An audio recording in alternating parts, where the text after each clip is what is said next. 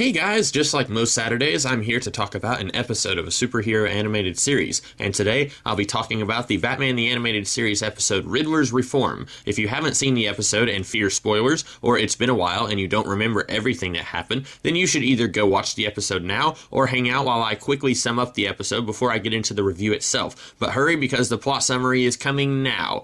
Riddler has been released from Arkham because of good behavior, and is now helping a toy manufacturer make new toys based on his persona as the Riddler. Batman doesn't trust him, and rightly so, as Riddler is still committing crimes, but they are even more subtle than what he was doing before. But Riddler's compulsion to tell riddles and continue living in the world of crime, even when he is set to make a fortune making toys, gets the better of him, and Batman eventually tricks Riddler by turning that compulsion against him. Riddler is taken away, once again outsmarted by Batman. Cue credits. When I first saw the title of this episode and the opening scene of Batman and Robin attacking Riddler, I was afraid we were going to get a rehash of the episode Birds of a Feather, where Penguin attempts to reform.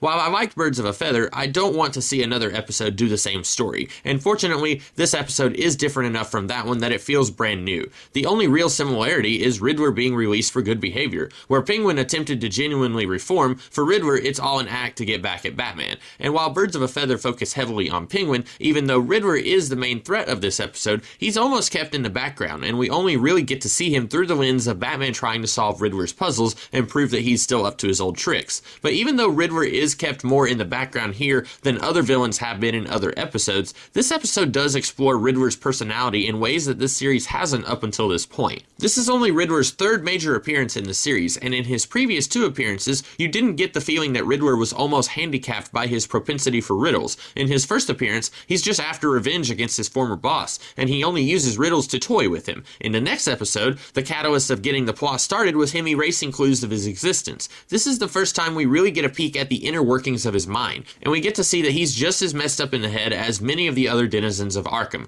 I get the feeling that if Riddler was working with some henchmen, and he was about to leave a clue, but then the police were about to come in, so the henchmen grabbed Riddler and ran, he'd have some kind of mental breakdown because he didn't get to leave a riddle. On the one hand, this is pretty inconsistent with how Riddler has been portrayed up until this point, which isn't good, but on the other hand, I like this portrayal of Riddler quite a bit, and I don't think you could have done many more episodes with Riddler as he was portrayed, so he needed to be shaken up a little bit, and I think this was the way to do it. Even though we don't see much of Riddler in this episode as you might think from the title of the episode, what we do see is really good stuff that tells us a lot about who he is. This is something that I complimented on Riddler's first appearance in this series, in the episode If You're So Smart, Why Aren't You Rich? But I really love that Riddler's riddles are difficult but solvable. They're not like the air quotes riddles the Frank Gorshin Riddler used to spout, which would be impossible and scarcely would count as riddles. They seem like they actually come from a smart guy who knows his stuff, and likewise, when Batman solves them, it doesn't seem like a cheat. In this episode, he really does seem like he could be the world's greatest detective, even if he doesn't act like it in most other episodes.